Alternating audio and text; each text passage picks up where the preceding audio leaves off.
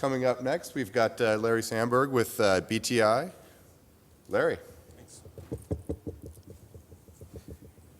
Morning. I'm going to talk to you today about some advanced development thinking that we're doing, which really means sort of describing an alternate universe. Advanced development is strange. To steal an analogy from one of the sessions on the first day, it's a matter of trying to skate to where the puck is going to be, and you don't always know where the puck is going to be. I will also note that over the course of my career, I've had the opportunity to come up with lots of neat names for products and lots of neat acronyms for products, and some of them are pretty good.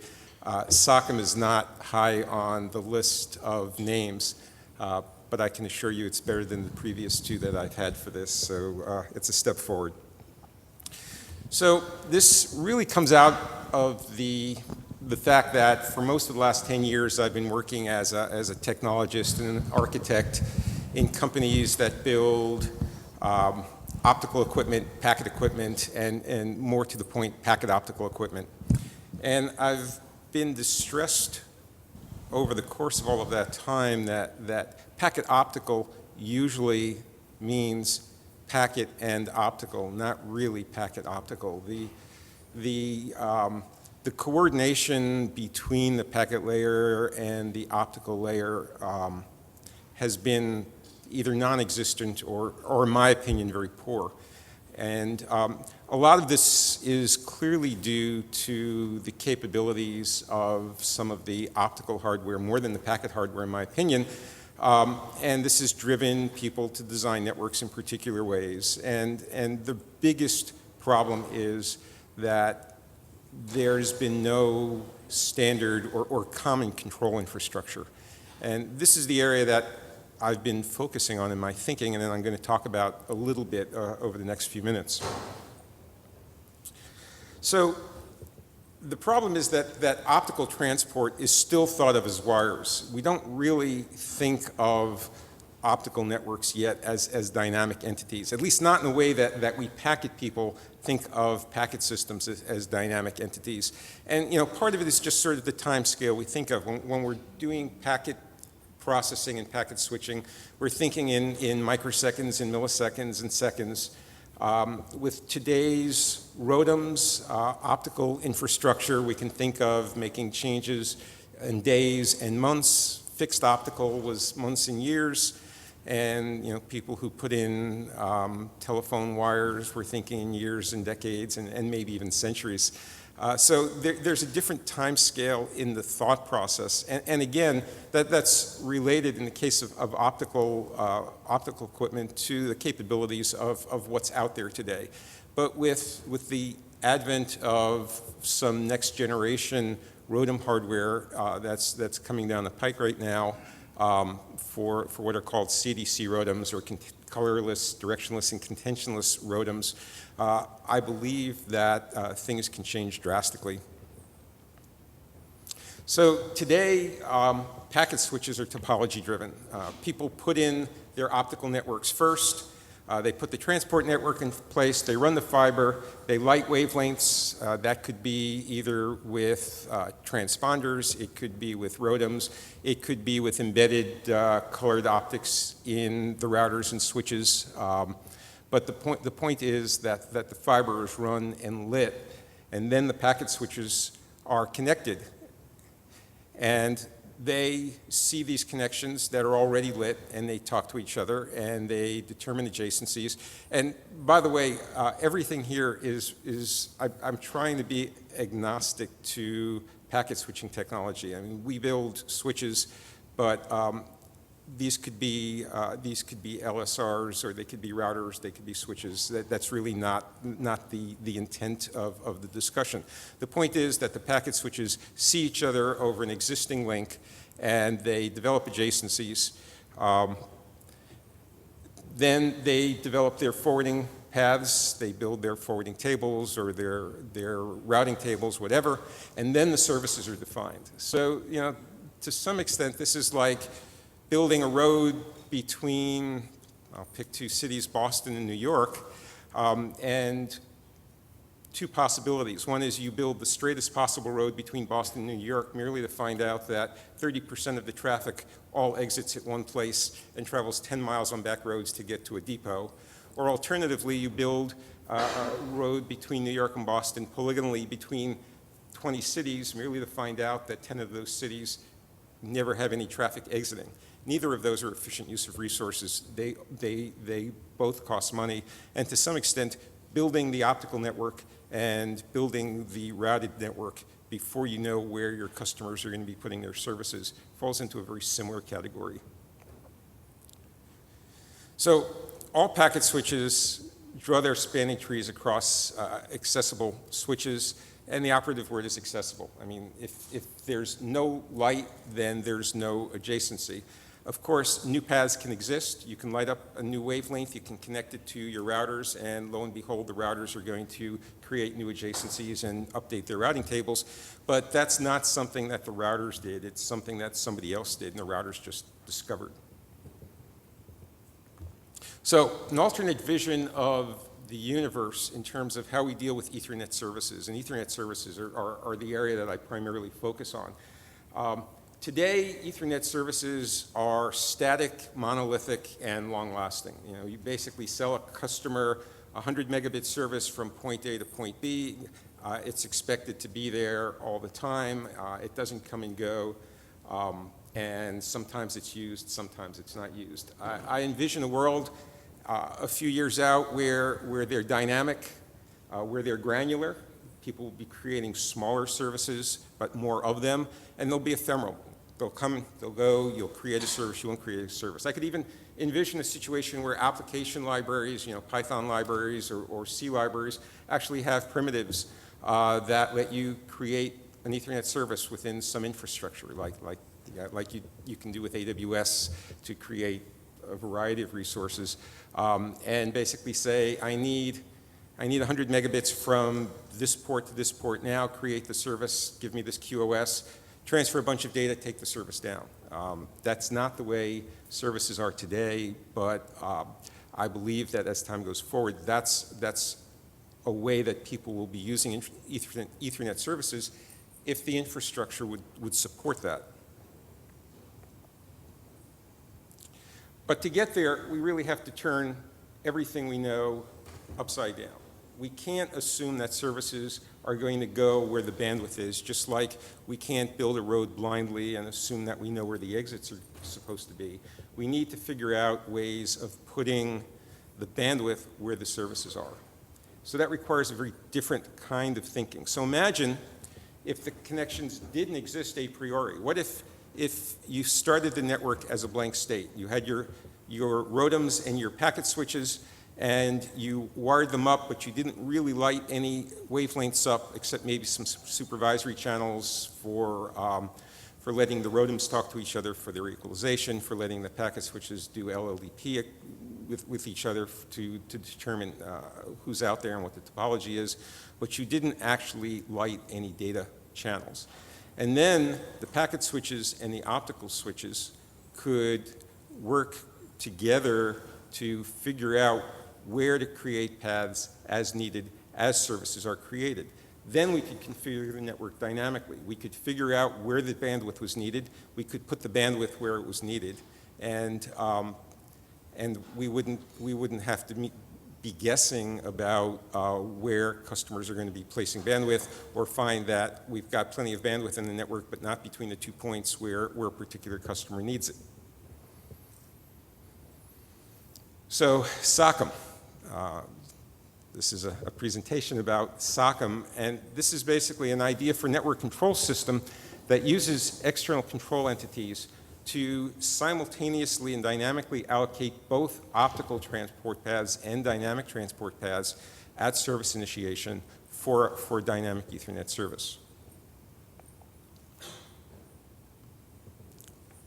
would press the button. So basically, the way it works is that you get a request for an Ethernet service. Now that request could, as it does today, come from a management entity, you know, as a network management system or some other management entity, or as I noted earlier, it could come from applications. And this probably falls into the category of what people are often calling today application-aware networking. So a request comes in for a service, and the SOCM infrastructure will basically look at that request.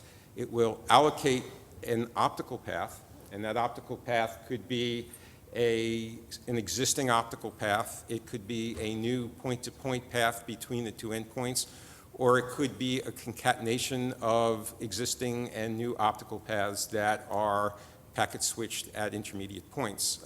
A priori, there's no right answer there. The decision is based on a variety of parameters and states. So there's what are the existing ports and the existing wavelengths that are already allocated in the network. What are the current instantiated paths? What wavelengths are lit up and where are they going? What are the bandwidth requirements of the new service? That's a big one. Obviously, if I have a wavelength between point A and B, that's a 10G wavelength, and I've got a 4G service on that wavelength.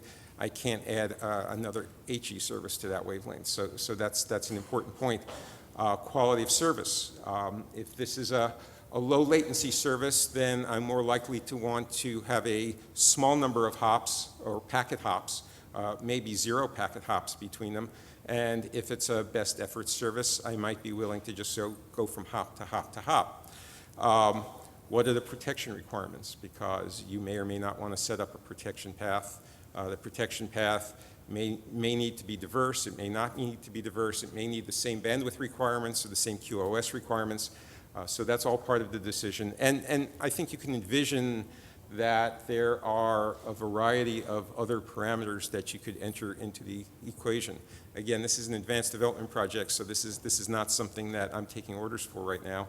It's something that we're thinking about and doing some prototyping on. So let me walk through an example. So first of all, in the beginning, there are no services and paths. There's your optical network, which in this picture is shown by the ROADMs. There are your packet switches. Your packet switches connect to the ROADMs for the network side, and there are user interfaces on the outside. Now, one of the things that differentiates this right off the bat from the way people do things today is that today people tend to populate their network ports with transceivers as they decide to light them. So you usually don't buy a router and buy transceivers for all of the network ports and hook all of those network ports into your optical infrastructure in anticipation of using them. In this network, you would be doing that, I mean, maybe not 24 of them, but maybe a half a dozen ports on each router, depending on where you see the traffic and what the needs are. And you'd basically connect them up front to the optical infrastructure. But you really wouldn't be lighting any paths. Now, what happens when the first service is defined? So a customer wants to get a service from the top left to the top right packet switches. What will happen is that the system will say, okay, I need a path from packet switch A to packet switch B. I don't have a path. I'm going to create one, and I'm going to use a blue wavelength from ROADM A to ROADM B. And there's a rules database that goes along with this that defines rules for many, many things, including what order to allocate wavelengths on. So maybe the rule is that you allocate blue first and then you allocate red as an example. So I'm going to I'm going to build the wavelength from the left-hand ROADM to the right-hand ROADM, and then I'm going to program the packet switch to say, okay, this service has a uni on port 1. It should be forwarded to NNI1. I should tune the transceiver on port 1 to blue, and tunable transceivers are common today, and that's part of the requirement. And then similarly on B, I do the same thing. I define that there's a uni on Z. I say that the NNI for that is on port 5, and now I have my Ethernet service. And I'm using exactly as many wavelengths and exactly as many hops as I need to support that service. So what happens next if I add a couple of more services? So I'm going to add another service between the top two routers, S2, and the system is going to note that I already have a wavelength between those routers, the blue one. The two services will fit on that wavelength, so I don't need to create another wavelength.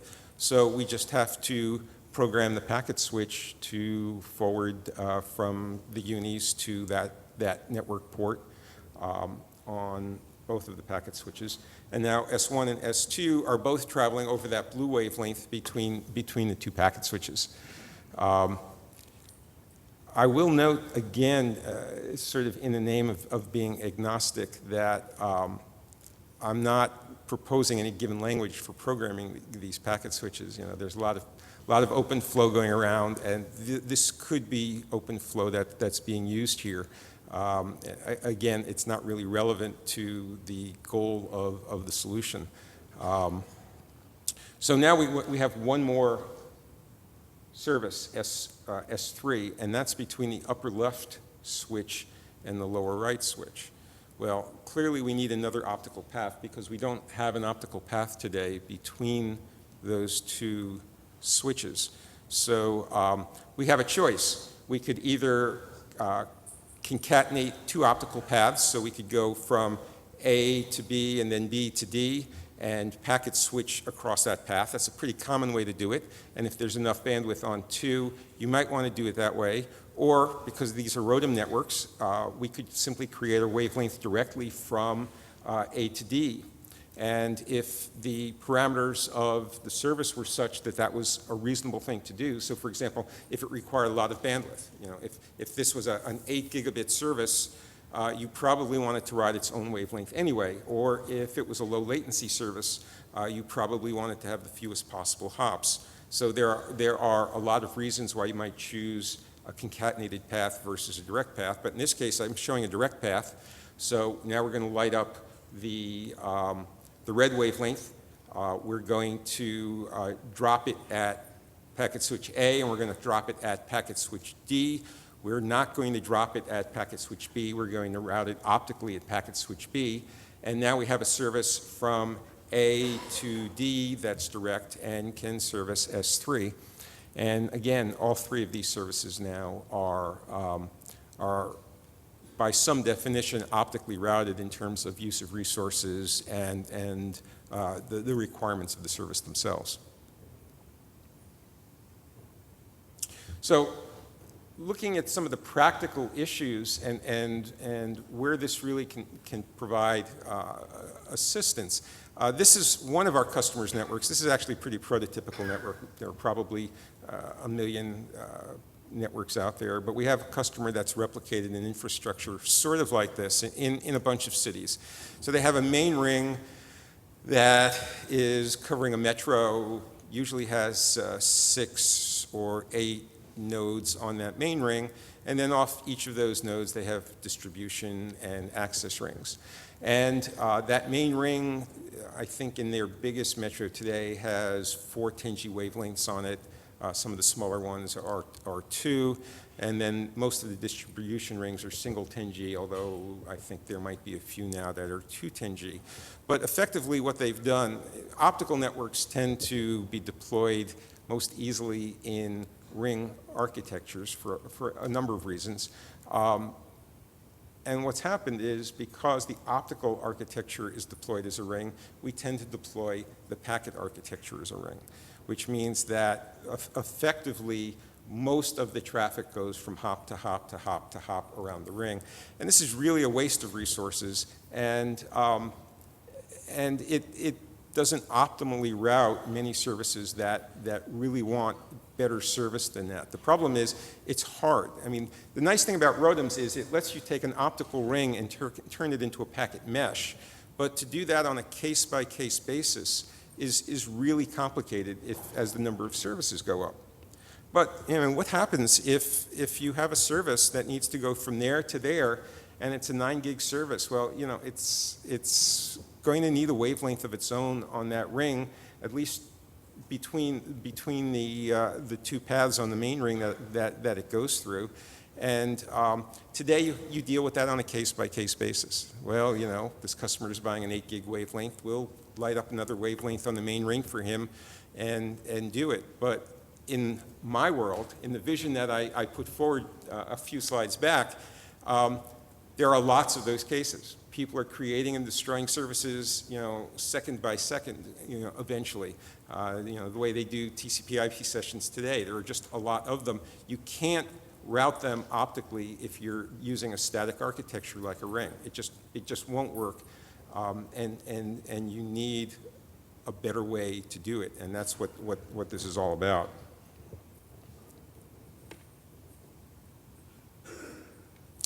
And the other capability that comes along is something that we've been calling wavelength defragmenting.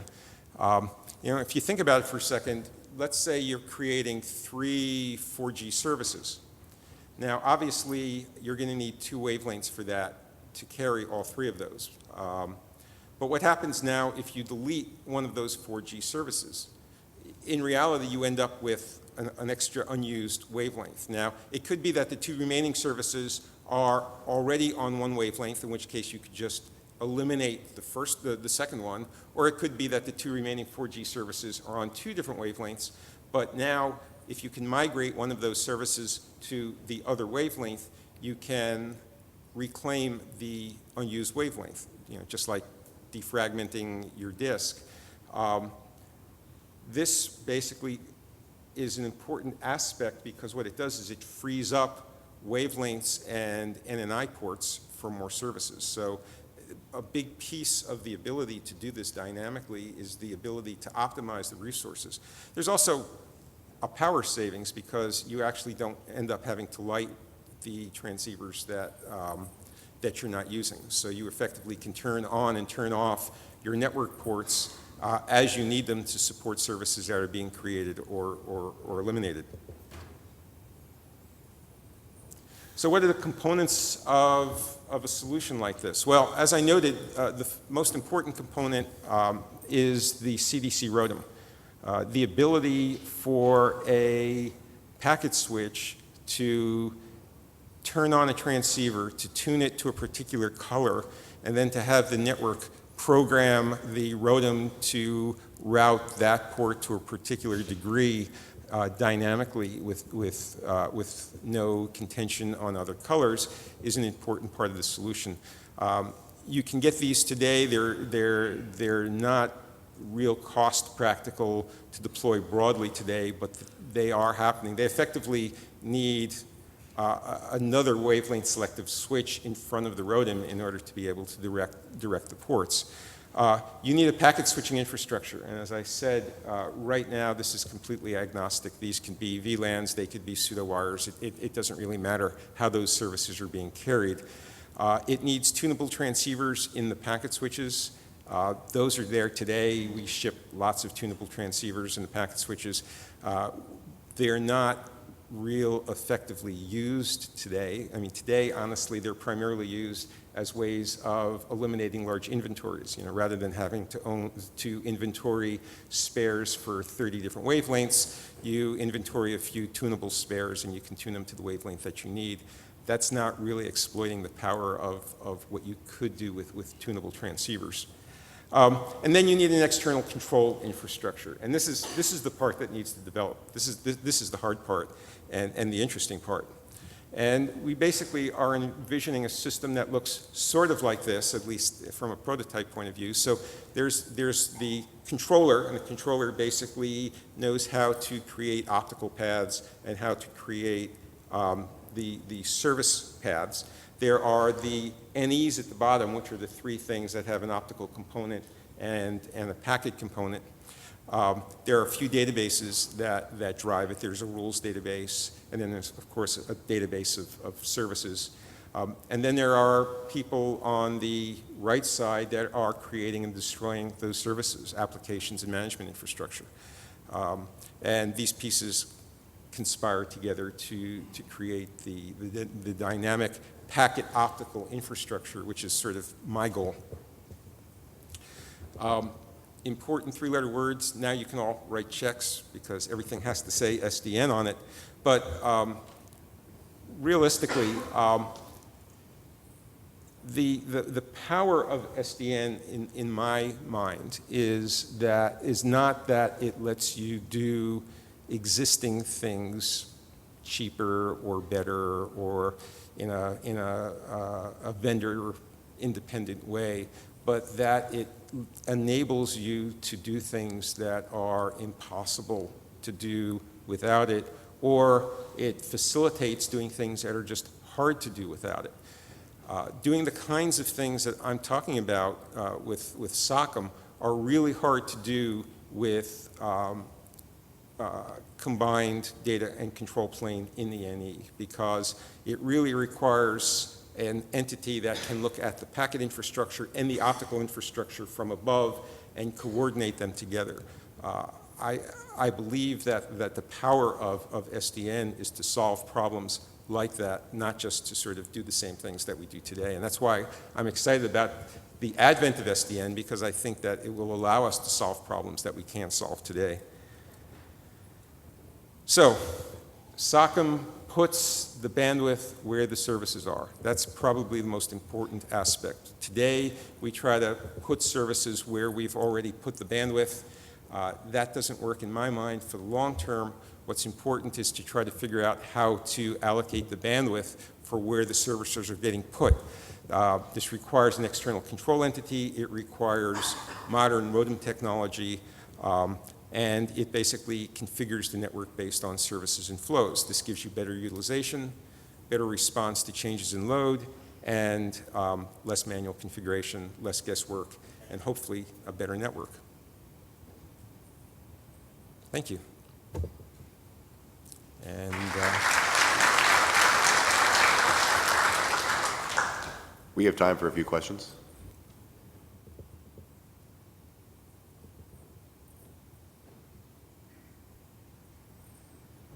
He's either asking a question or going to the men's room.